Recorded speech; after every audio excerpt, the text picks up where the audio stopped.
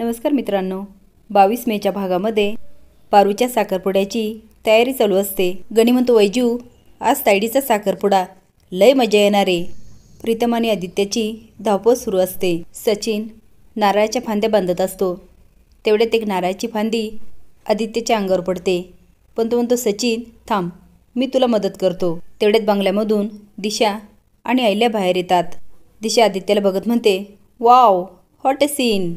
किर्लोस्कर ग्रुपच्या कंपनीचा CEO आदित्य किर्लोस्कर एका मेडच्या साखरपुड्याचा मांडव उभारतोय.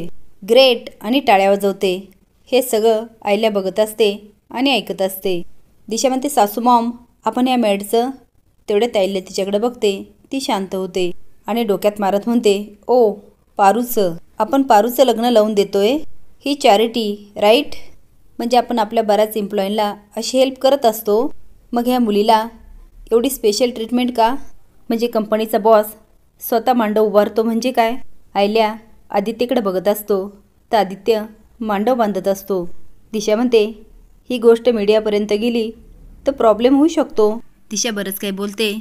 अहिल्या म्हणते, दिशा तुला काय म्हणायचं ना ते माझ्या लक्षात येतंय, पण पारू ही मारुतीची मुलगी आहे आणि पारूने ह्या घरासाठी खूप काही केलं. त्यामुळे पारू ह्या घराची एक भाग आहे. जशी तू काही दिवसात ह्या घराची भाग होणार आहेस, त्यामुळे आदित्यावर थोडासा विश्वास ठेव. आता दिशाच्या चेहऱ्यावरचे रंग उडतात. अहिल्या म्हणते, तू जे काय म्हणते ना त्याकडं मी दुर्लक्ष नाही करणार. मी बघते, तू जा ऑफिसला. आता अहिल्या आदित्याला फोन करते आणि आत निघून जाते. प्रीतू साखरपुड्यामध्ये मस्त काम करत असतो. तेवढ्यात त्याला गावाकडची मॅडम आलेली दिसते. आता प्रीतू जाम खुश होतो. ती प्रीतू जवळ येते आणि म्हणते, काय झालं का तुमच्या मुलाचं ॲडमिशन? प्रीतू म्हणतो, मुलगा? ती हो, त्याच्यासाठी तुम्ही त्या दिवशी माझा फोन नंबर घेतला होता ना? प्रीतू म्हणतो, हो हो, पण मी ती खोटं बोललो होतो, मला काही मुलगा नाही आहे. ती आता स्माईल करते. प्रीतू म्हणतो, तुमचं नाव काय आहे? ती थांबा, कानात सांगते आणि प्रीतूच्या गळ्यात पडते. आता प्रीतू पण तिला घट्ट मिठी मारतो आणि म्हणतो, मॅडम तुमच्या आवाजाला काय झालं? गणी म्हणतो, प्रीतम सर सोडा वैजूला. आता तो मोठ्याने ओरडतो आणि प्रीतू भानावर येतो. गणी म्हणतो, काय प्रीतम सर, आत्ता बोलत होता आणि लगेच वैजूला मिठी मारली, काय झाले काय तुम्हाला? प्रीतू म्हणतो, तुला ती गावाकडची मॅडम आठवते का? तो डान्स करून दाखवतो. गणी म्हणतो, व्हय व्हय. प्रीतू म्हणतो, तुला नंबर माहिती आहे का?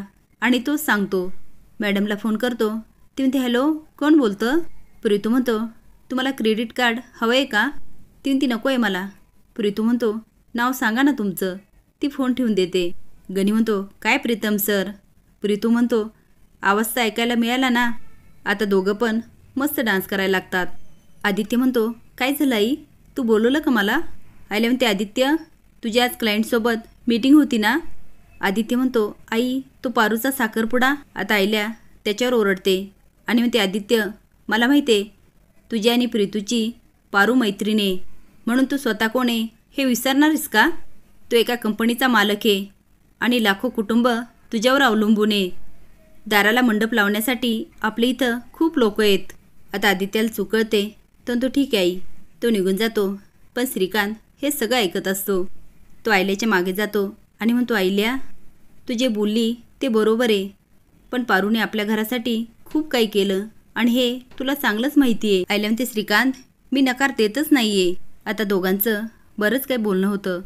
सावित्री वाट बघत असते. तेवढ्यात पारू येते. पारूला बघून सावित्री हरकूनच जाते. तिला काजळाचा टिका लावत म्हणते, कोणाची नजर नको लागायला. पारू म्हणते, आपल्या माणसाची कुठे नजर लागते का? पारूला बघून मारुती अगदी हळू होतो आणि म्हणतो, पारू हे घे तुझ्यासाठी गाजरा. तुझ्या आई असती ते सगळं तुझ्यासाठी केलं असतं. बेडरूममध्ये आदित्य निराशून बसलेला असतो आणि प्रीतू हरीशला चिडवत असतो. तेवढ्यात सचिन येतो आणि म्हणतो, हरीश साहेब तुम्हाला खाली बोलवलं. प्रीतू म्हणतो, जा नवरदेवा जा लवकर. हरीश असतो आणि निघून जातो. प्रीतू म्हणतो, दादा तुला काय झालं? आदित्य म्हणतो, कुठे काय? प्रीतू म्हणतो, माझ्याशी खोटं बोलू नको. पारूचं लग्न होणार तुला वाईट वाटतं ना? आता आदित्य त्याच्याकडे दचकून बघतो. प्रीतू म्हणतो, अरे मला पण वाईट वाटतं. पारूने आपल्याला जीवच तेवढा लावला. आता पारूच्या साखरपुड्यासाठी सगळेच गोळा होतात. तेवढ्यात पारू बाहेर येते आणि पारूकडे बघून सगळे बघतच राहतात. पण खास करून आईला शॉक होते, कारण तिला आठवतं गाडीच्या दारामध्ये अडकून फाटलेली साडी पारूने घातलेली असते.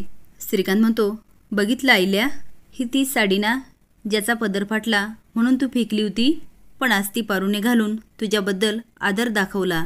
आदित्यची नजर पारूवरून काय हटत नसते. तेवढ्यात गुरुजी म्हणतात, एक सुवासिनीने या आणि औक्षण करा.